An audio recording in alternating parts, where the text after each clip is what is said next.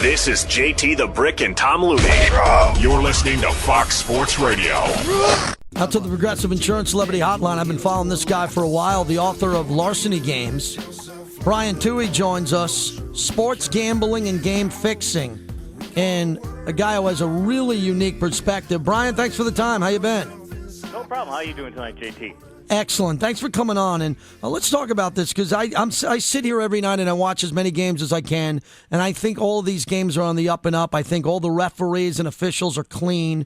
But you know a lot about this. You wrote about this. Talk about just recently in the last 10, 20 years, game fixing and how it's become prevalent in society today with Vegas, numbers, and fans not believing that every game's on the up and up.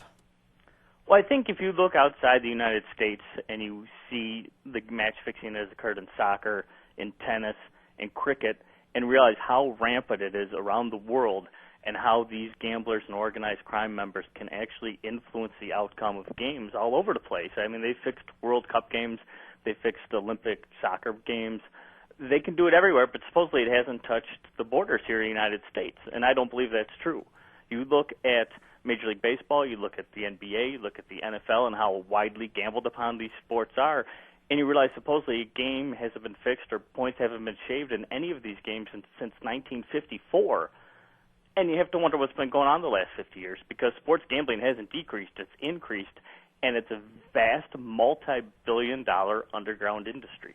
But why do you believe that this hasn't come front and center and we haven't caught more referees or organized crime involved more? I'm sensing, and especially from your great work in the past, that you believe it's out there. Is it being covered up because organized crime is so good at this, or the snitches don't get caught as often, or are we just concentrating on legal gaming so much in Vegas that we're keeping our eye off the ball when it comes to organized crime and game fixing from the outside? Well, I think that's the big thing, is that there's no one guarding the gates. There's four entities that should be watching for this. One of it's the sports media, and I don't believe really the sports media world does enough of investigative reporting, especially into incidents of potential game fixing. And then there's the leagues themselves. Well, the leagues, they want the appearance of integrity above everything else. So they're not going to necessarily out themselves and out players within their leagues of potentially fixing games if the sports media is not going to do their job and out these themselves. So then you also have the legal sports gambling entity in Las Vegas, but Las Vegas accounts for maybe 1, 2, 3% of all the sports gambling that's done in the United States today. The vast majority of it is done illegally. So Las Vegas isn't the place to be looking for fixed games. In fact, people told me in Las Vegas you'd have to be an idiot to go there to bet on a fixed game, which leaves basically law enforcement. And what I've learned from investigating the FBI and digging through all these files that I did to use for writing Larceny Games is the FBI basically quit looking for fixed games in the 1980s. Wow. Talking to So Brian. there's no one looking for this stuff right now. Talking to Brian Tuohy, author of The Fix Is In, also the author of Larceny Games, that's out right now. Brian, we all know we wouldn't have Vegas if it wasn't for the mob. How much is the mob involved in gambling currently, and how much is the mob involved in Las Vegas compared to the old days? Well, I don't think they're really involved in Las Vegas as much as they used to be today. I think a lot of that has become corporate, and even the bookmakers there are basically corporate bookmakers. But from what I've learned from talking to former FBI agents is that sports gambling is potentially the number one moneymaker for organized crime in the United States right now. And they estimate anywhere from $80 to $380 billion is wagered illegally on sports each year in the United States alone. What do you look at? What do you look at, Brian, when you're watching a game? If it's a big game and you're suggesting or you're hearing some rumblings that something could be up, take our listeners behind the scenes of what tips out to you when you see a game, you're looking for something. Is it a referee? Is it a player? When we talk about the fix possibly being in, what are the obvious warning signs? Well, that's the hard thing, is you can look at these games and you can't necessarily tell, because how do you know that referee made a bad call on purpose or made a bad call just because he made a bad call? How do you know that player made an error on the ground ball because he wanted to kick the ball or because, it took a bad hop on him? I mean, the pass going out of bounds, what have you.